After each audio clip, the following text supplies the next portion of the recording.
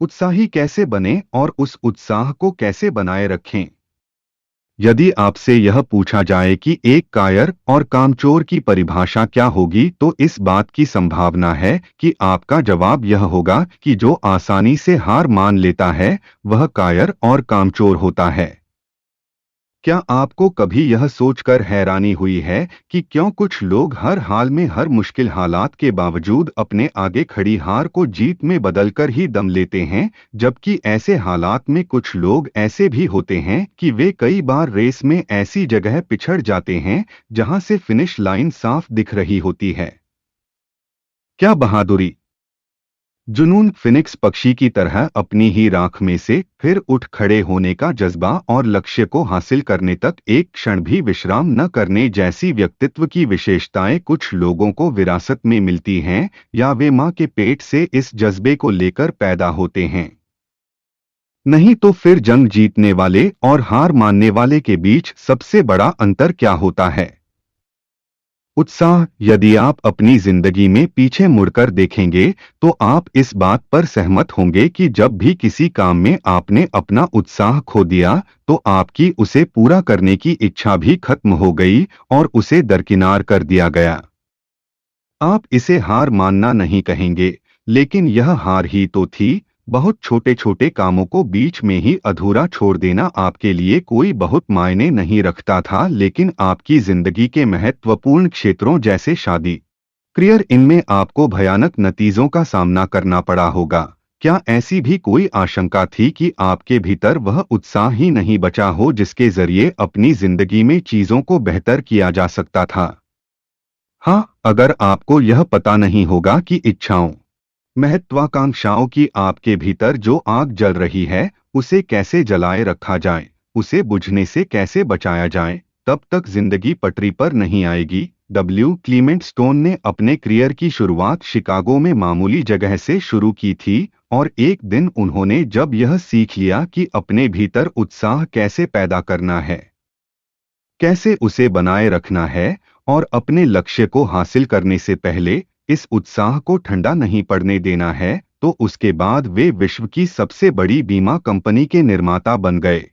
उनकी पत्रिका success unlimited में उन्होंने दिखाया है कि उनकी सफलता के रहस्य को किस प्रकार पहचाने। Father John O'Brien Notre university में थियोलॉजी के रिसर्च प्रोफेसर हैं। कई मौकों पर मैं उनके घर में मेहमान की तरह रहा और मैंने उनके साथ काफी समय बिताया, उनके साथ विचारों का आदान प्रदान किया। मुझे उत्साह के संबंध में उनसे हुई एक बातचीत याद आती है जिसमें उन्होंने कहा था, कोई भी लक्ष्य हासिल करने के लिए उत्साह बेहद महत्वपूर्ण तत्व है। हाँ, उन्होंने कहा था, एक सफल, प्रभावी, कुशल और सक्षम सेल्समैन या कुछ भी बनने के लिए पहली चीज जो सबसे जरूरी है वह है उत्साह। उत्साह से आपका क्या अर्थ है?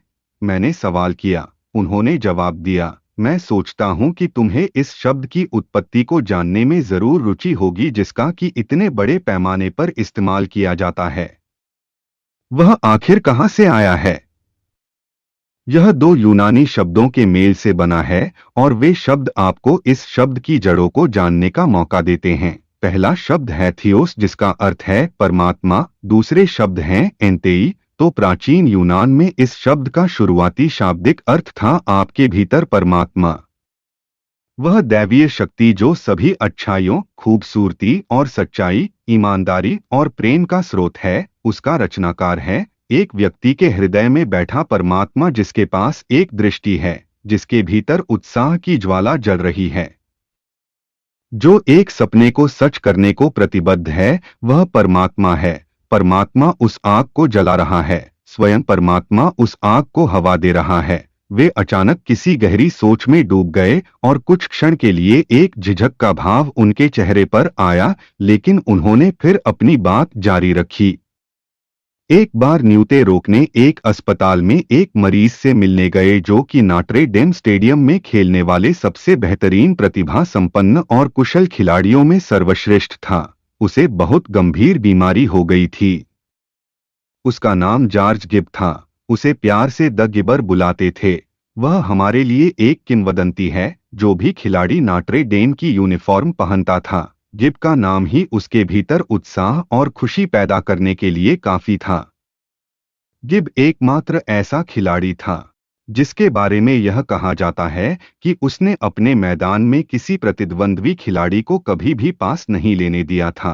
रोकने उसके बिस्तर के पास घुटनों के बल बैठ गया और उससे कुछ देर बात करने के बाद परमपिता परमात्मा से प्रार्थना की कि जॉर्ज को अपनी जिंदगी के सबसे मुश्किल हालात का सामना करने का साहस और ताकत दे। यह सबसे अहम खेल था। दुनिया से रवानगी। जॉर्ज गिब ने उसकी ओर देखा और कहा, रॉक, इस समय जाना बड़ा मुश्किल है। यह फुटबॉल सीजन का दूसरा दौर था। इस समय जाना बहुत मुश्किल है, लेकिन किसी न किसी दिन तो जाना ही था। उसने कहा, जब आगे बढ़ना मुश्किल लगे और हमारे खिलाड़ियों के पैर थकने लगे तो उन्हें बताना गिब के लिए एक गेम और जीत लो। मुझे नहीं पता तब मैं कहाँ होऊंगा, लेकिन मुझे इसका पता है कि जीत की खबर मुझ तक पहुंच जाएगी। करीब 5 साल बाद जब नॉट्रेडेम मैदान में खेल रही थी तो करीब 30 साल पहले की बात याद हो आई। नॉट्रेडेम में आर्मी अब तक की सबसे कमजोर टीम थी, जो न्यूट रोकने को कोचिंग के लिए मिली थी। टीम अपना मैच खेल रही थी और पहले हाफ के बाद स्कोर आर्मी के पक्ष में 21.7 का था। जब बीच के समय में खिलाड़ी लॉकर रूम में तरोताजा होने के लिए गए तो रोकने ने उन्हें द गिबर की कहानी सुनाई। उन्होंने पूरी ईमानदारी और भावुकता के साथ वह कहानी बयां की और लड़कों, मुझे लगता है कि वह सही समय आ गया है जब मुझे कहानी सुनानी चाहिए। यह गिबर की कहानी है। मैंने आज से पहले तुम्हें कभी यह कहानी नहीं बताई, लेकिन अब समय आ गया है। मुझे पता है कि खेल बहुत मुश्किल होता जा रहा है। तुम्हारे कदमों की रफ्तार रुक रही है, तुम थका हुआ महसूस कर रहे हो, लेकिन अब तुम्हें उस सम्मान को बनाए रखने के लिए खेलना है जो नॉट्रे डेम की यूनिफॉर्म पहनने मात्र से आ जाता है।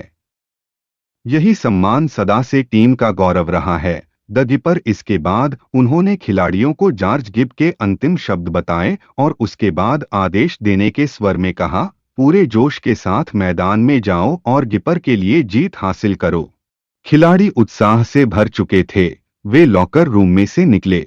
वे ऐसे खेले मानो उनके भीतर बिजली की सी गति आ गई हो। उन्होंने गोल किया, वे चीते की सी फुर्ती से भागे, पास दिए और प्रतिद्वंद्वियों का रास्ता रोका। उन्होंने अपनी सभी क्षमताओं का प्रदर्शन मैदान में किया।